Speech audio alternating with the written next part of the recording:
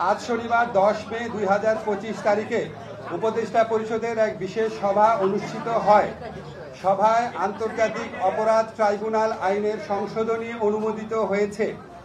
সংশোধনী অনুযায়ী আন্তর্জাতিক অপরাধ ট্রাইব্যুনাল কোনো রাজনৈতিক দল, তার অঙ্গ সংগঠন বা সমর্থক গোষ্ঠীকে শাস্তি দিতে পারবে। উপদেষ্টা পরিষদের বৈঠকে আন্তর্জাতিক অপরাধ ট্রাইব্যুনালে বাংলাদেশের আওয়ামী লীগ ও তার নেতাদের বিচার কার্য সম্পন্ন না হওয়া পর্যন্ত দেশের নিরাপত্তা ও সার্বভৌমত্ব রক্ষা, জুলাই আন্দোলনের নেতাকর্মীদের নিরাপত্তা এবং আন্তর্জাতিক অপরাধ ট্রাইব্যুনালের বাদী ও সাক্ষীদের সুরক্ষার জন্য সন্ত্রাস বিরোধী আইনের অধীনে সাইবার স্পেস সহ আওয়ামী লীগের যাবতীয় কার্যক্রম নিষিদ্ধ করার সিদ্ধান্ত গ্রহণ করা হয়েছে।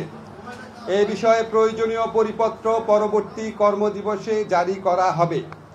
এর পাশাপাশি আজকের উপদেষ্টা পরিষদের বৈঠকে জুলাই ঘোষণাপত্র আগামী 30 কার্যদিবসের মধ্যে চূড়ান্ত করে প্রকাশ করার সিদ্ধান্ত গৃহীত হয়েছে।